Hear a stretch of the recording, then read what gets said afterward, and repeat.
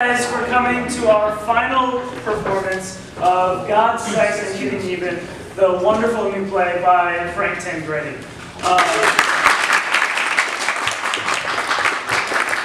You are our 6th audience ever, so thank you so much for being here. I just want to remind you all to please turn off your cell phones.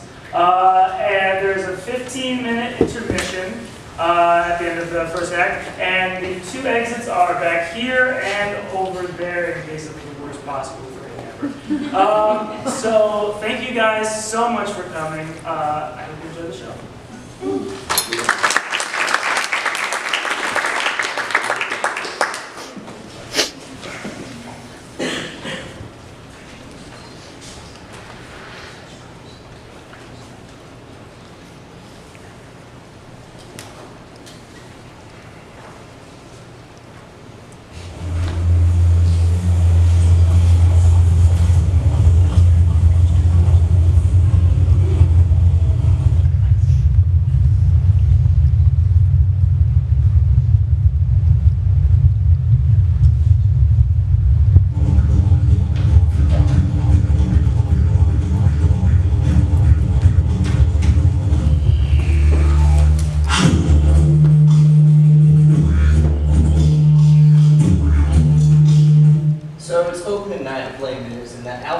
Brandy's getting ready to sing her big number, I Dreamed a Dream.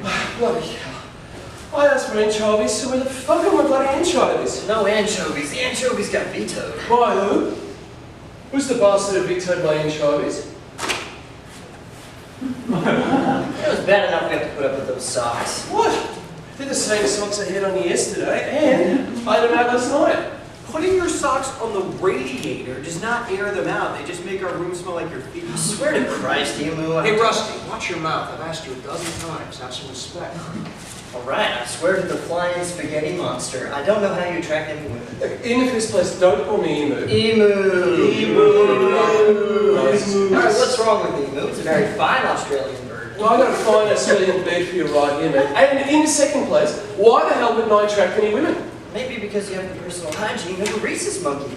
Oh, no, it's the accent. No, it's not the accent, mate. It's the python in my pants. Python my ass. 2 things that'll never come in contact. You wish. You wish. Come on, guys. Hey, Rusty, I think we offended your roommate. Oh, can we just get off the subject of Emu's junk? Okay, Rusty, will you finish your story, please? Okay, right. So, Brandy. Now, she's singing I Dreamed a Dream, and she's swooping up and down on every note like she's on fucking American Idol. With hand gestures. And she bows. She fucking bows to the audience. And half the audience gives her a standing ovation because they think that's singing, and the other half do it too because they're too scared of her not to. So she's off stage for a while because, you know, Fantine, she's like fucking dead. And Chris Coker's getting ready to make his entrance as Enjolras, which should have been my part, but that's a whole other story. Now, the sound guy is supposed to flip on his mic. Instead, he flips on hers. And then the entire audience, including her parents and half the congregation of the First Methodist Church, is listening to the alphabet of the entire school getting banged in the supply closet by the Costa Rican janitor.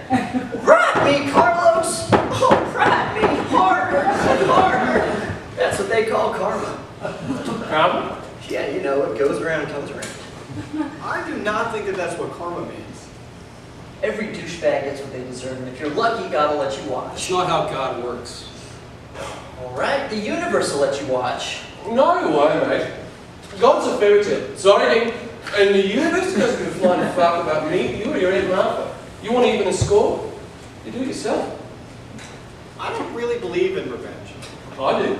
Like the bloke said, to dish best served cold. I believe you just turn the other cheek. Thank you, Justin. I tend to. Oh. Oh my gosh! Oh god! Justin, you're the history major. Is Emu the most disgusting person that ever lived? He is the 4th.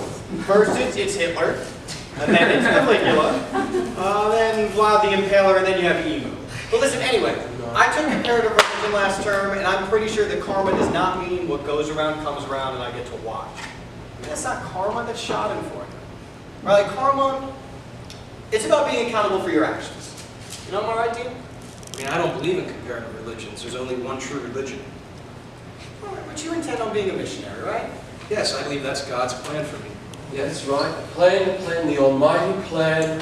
All right, if you expect to convert people, don't you think it's a good idea to, know what they believe in or know what their ideas are? I mean, I don't need to study the lies of Satan to teach the truth of the Lord. They're going to love you, mate. You'll be the first one to get eaten. You obviously know zero about modern missionary work, Mark. Oh, I know that this medical missionary thing is a con game. It's a bait and switch. Step right up, folks, and get your malaria shots. But not yet. First, a message from our sponsors, Matthew, Mark, Luke, and John. You're not being fair. That's really not how it is, Mark. I don't appreciate you spitting on my life's work. You're just a little Aussie turd. All right, why don't we just change the subject? Fine. Why? Okay. What do you want us to talk about then? Anything but religion. Okay. All right, how about this? Now, what's worse? You walking in on your parents having sex? Or your parents walking in on you having sex? Excellent suggestion by the gentleman from Alabama. Now, I can speak with authority, having been on both sides of the situation. It was bad enough when Mum caught me in the pool house with Big Bird Matuki, me being 13 at the time, but the sight of Mum getting me from the boyfriend of the month was a horror show. For 6 months after, I had nightmares of it as hairy ass pumping up and down. Mark, enough. Enough, Mark. What? Enough. I didn't propose the topic, mate. I'm only testifying.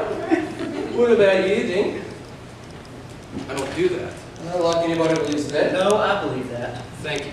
I mean, Dean may be a self-righteous, homophobic, religious wingnut, but he's not a liar. I'm not a homophobic. I'm none of those things. Yeah, and I'm LeBron James. You know, Rusty, I'm not afraid of you. I'm afraid for you. Gentlemen, we're getting off topic. All right, then. I accept the fact that you aren't sweating the sheets Hey, before freshman leave Sarah high. out of this, okay? But unless you're claiming virgin birth, your parents must... I'm sure as heck not having this Oh, tell me conversation you about did my not birth, just okay? say heck. No, I get it. Your parents copulated like dutiful Christians in order to bring you into the world. But they didn't enjoy it. And then your dad took one look at you and said, bloody hell, I'm not making that mistake again. You're revolting, Mark. One day, Dean, you two will marry. And you will procreate, God help us all. And when your kids are old enough, they will be equally revolted at the idea that you ever rendered in their mother. What about you, Justin? Oh, actually, I've walked in on my mom and dad before. I was 7, and it kind of scared me, but my dad came in after, and he was great. He sat down and he said, I'm sure that you're uncomfortable with what you saw, but then he explained about love and how natural it all was. And like it turned out to be a really good moment for us.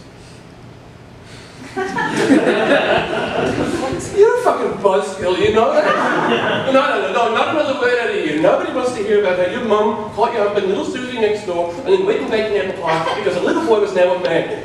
What about you, Yossi? Well, that's a no-brainer. If my parents ever walked in on me, I'd be dead. Literally. Not unless they dropped dead first. You know, the only thing my dad would hate more is if I started rooting for the University of Alabama, which I'm You're joking. No, we're Auburn fans all the way. War Eagle! No, you twat. I mean, they don't know you're gay. How can they not know it? I'm not out at home. That's why I don't use Facebook or Twitter. You know, I think they have suspicions. I'm sure they got lots of suspicions, but, suspicions are one thing. Actually opening the door and finding me sucking off the Domino's delivery boy. Is that necessary? Is that absolutely necessary? Do you want to complain every night when you say your prayers? They don't compare praying to sodomy. I'm not. What I do on my knees is a lot more fun than what you do on yours. Rusty, excuse me, I'm going to get out of here. I've got to go study in the lounge. But I just want to say as your true friend that flaunting your lifestyle does not help your case one bit. Not one bit.